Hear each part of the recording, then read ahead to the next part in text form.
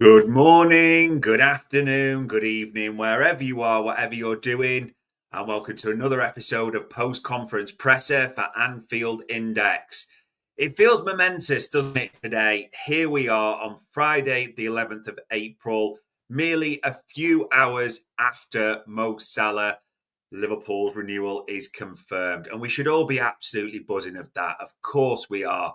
We've also, just in the last few hours, seen Arne Slot answer questions around Mo Salah's renewal and various other things. So I'm your normal host, Dave Davis, coming to you from a nice sunny Edinburgh. And it should be sunny for us all today because there is so much to be happy about. And let's get into it, people, for post-conference presser. You know how we work. We'll talk about the questions Arne Slot was asked, the answers he gave. We'll have a little look back to the last game, unfortunately, very brief one. We'll talk about this West Ham game at the same time as well, and then look up the lineup, score and scorers, how I think it will unfold. But there is only really one place to start. And even though this is Arne Slot's press conference, sure you all clocked it. You knew what was going to dominate. Mo Salah signed an extension till 2027 at the start of this morning.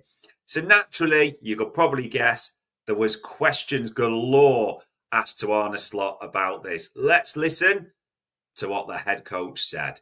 But I think it's only positive because if you want to sign new players or players that want to extend here, yes or no, it's always positive to see that one of our star players over the last 7 or 8 years have made the choice to extend his contract. So, and it also shows maybe how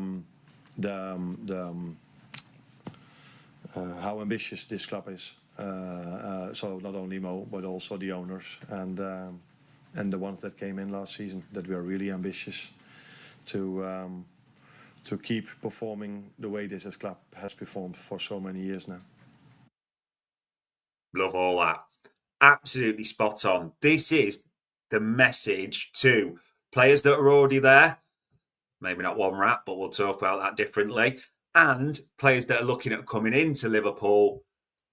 There's ambition. Yeah, and we know Virgil's set to follow. That's when, not if. The fact you've got Mo secured, and he alluded to it there, Arne Slot, it's just that message to potential targets, ones who you know they'll be speaking to right now, that the ambition's there. And he's right to, people will not like this, but give praise to like the owners, whoever, for getting it done, or relevant parties. This is a good news day. Forget anything else souring it. I'm starting to see people talk about, the salary 20 mil. Like, forget that. The king has renewed for 2 further years. It is absolutely massive.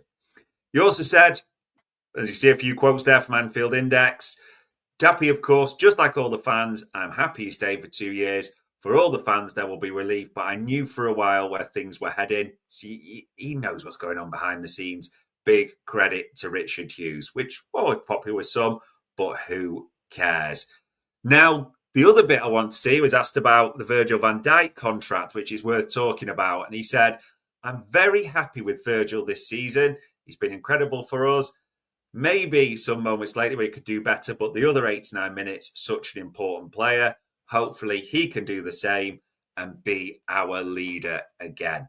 We know this is coming, people. We know it's when, not if. In fact, sit here at just after 1 o'clock, there was a fair bit of speculation it would be today, wouldn't it? People saying that it was around midday-ish this would break, but then a lot of your patch journalists, James Pearces, David Lynch, etc., said no, that is not the case. And so that has proven to be. JJR saying good afternoon to you, JJR, and all who are watching. It should be a glorious day. But the leader, we expect him to be our leader again. And Mo Salah will become vice captain. We are all certain on that. Let's be completely honest. And as Arne Slot also mentioned in this, they put a lot of effort and money into getting Mo to sign his contract again. Never going to be cheap. Never going to be cheap, is it? Realistically, you pay for elite and you pay for talent.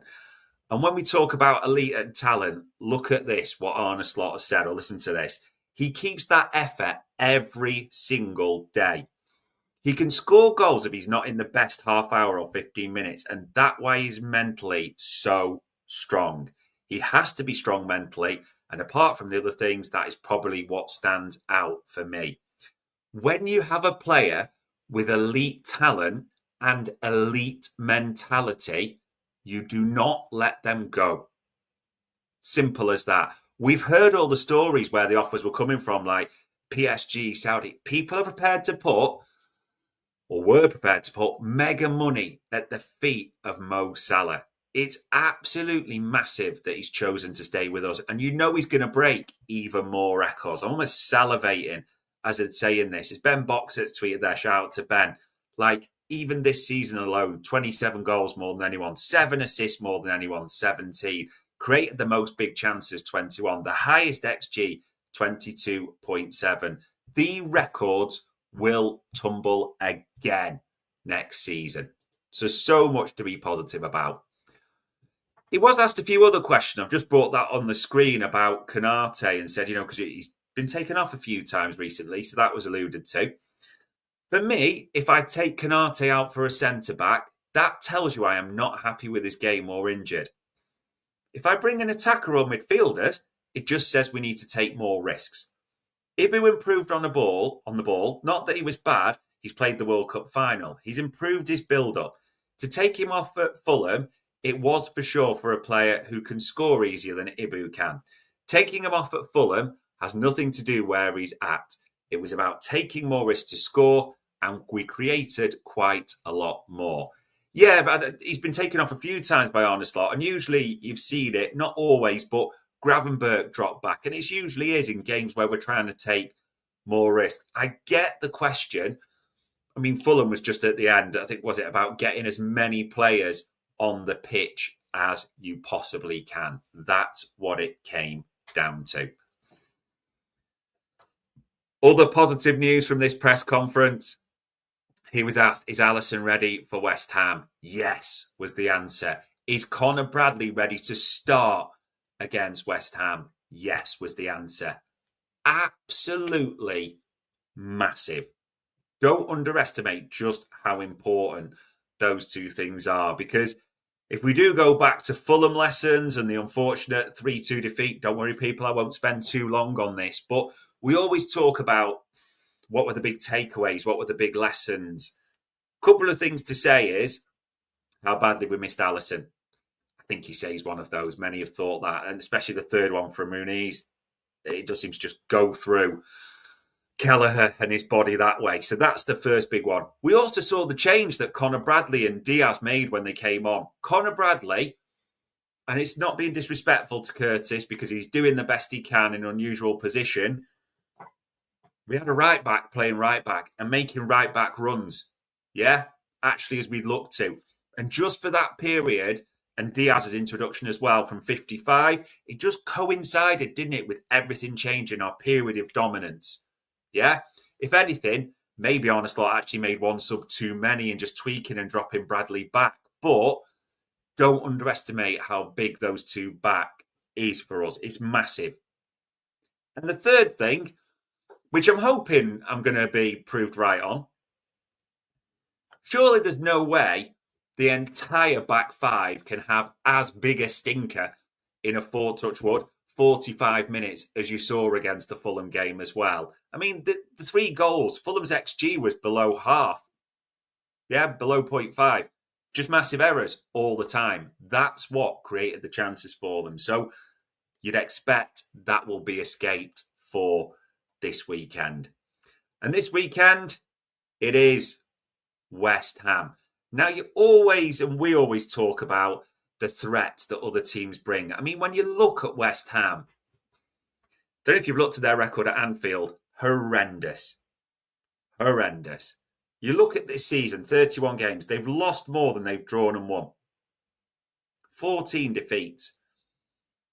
They've only scored 35 and they've conceded 52. I mean, actually, when you look at the records, it's not a million miles different to some of the teams who are heading straight down. It is literally the 16th best defensive record. It's atrocious. So that's got to play a part. it is right, as we do, to talk about their threats briefly as well. And they've got a few players that people admire, and I get it, such as Bowen, Kudus, as I scroll down here. But even Jared Bowen's not having the best of seasons, from hitting 20 last season. I mean, 8 goals in the Prem and 5 assists isn't bad, but they are struggling a little bit. Kudus people love, and he's almost a dual monster, as I heard it described, but 3 goals and 2 assists. It's really not good enough for the price people are talking that it should be. This is the only thing I can say for the West Ham threats, which also comes in potential banana skin element. Because the story's written, isn't it? Mo Salah contract. Good news awaited for Virgil. Sun out at Anfield. Anfield reverberating to the VVD song. Anfield reverberating to the Mo Salah song. It's all written, isn't it, of what it should be. It's just that banana skin element. And also West Ham, it's not absolutely handpicked, but their record at Anfield's terrible. Their away record's terrible. They've already got their flip-flops on. They're on a beach. It just has banana skin potential. That is the only thing to consider. Which brings us to the final part, doesn't it? The lineup, score and scorers for us. I think this is largely easy now that we know the news. Alisson straight back in goal. The holy goalie ready to go. That feels big. At right back, you're straight back to Connor Bradley. That feels big as well. It's going to be VVD and Canate and Robbo at left back. I just can't envisage anything different unless we get some unexpected injury news in the immediate future. But you just can't picture it. So that is your back line. You're then also looking at McAllister and Gravenberch and Szoboszlai. He's getting a lot of stick last game, wasn't he, as a Boslai from a lot of fans? I just don't think Slot will rotate that much. And at home, I think he's done well as a Boslai this season, personally. You can jump on that if you want, but that is what I think the lineup will be. It's up top that you're just like, a little bit, aren't you? Because there's 2, but there's not 3 right now. The Egyptian king, the human demigod, is going to start. He's going to score. Put your house on it, people. A license to print money I have just given you. Mo Salah will score this weekend. He will be on the right. Luis Diaz is going to play. You can't not play him after how well he was when he came on. And I think that was one of Slot's probably mistakes. He'll look back on and say, should I have rotated Gakpo in on the left? So Luis Diaz is going to play. The question is he playing on the left or through the middle? I just think at the moment it's hard to say. However, I think he will start on the left. And he wasn't very good against Fulham. But I think Diogo Jota, with the Everton goal in mind, will start through the middle. So that's my 3 forwards. Salah right, Diaz left, Jota through the middle. Struggling to see it, but wouldn't surprise me if Gakpo's in the mix as well. That's who I predict. Which naturally comes down to score and scorers. What do I think it will be? Liverpool West Ham, 3-1. I think it will be a 3-1 victory on Sunday afternoon. And you just can't go beyond Mo Salah being on the score sheet, can you? Only a crazy man would bet against Mo Salah being on the score sheet. As ever, we implore you to watch the press conference to make your own decisions, your own thoughts. But it was a positive vibe because of this, wasn't it, ladies and gents? Mo Salah signing a new contract. There is, I understand, an embargo later on at the same time. So keep your eyes out for that if you're scanning through this evening. It's a positive day. West Ham on Sunday will be terrified for their lives. By Monday, the gap in that league will still be 11 points. And now there will only be 6 left to play. Well, there we go, ladies and gents. On Friday, the 11th of March, that was another post-conference presser for Anfield Index.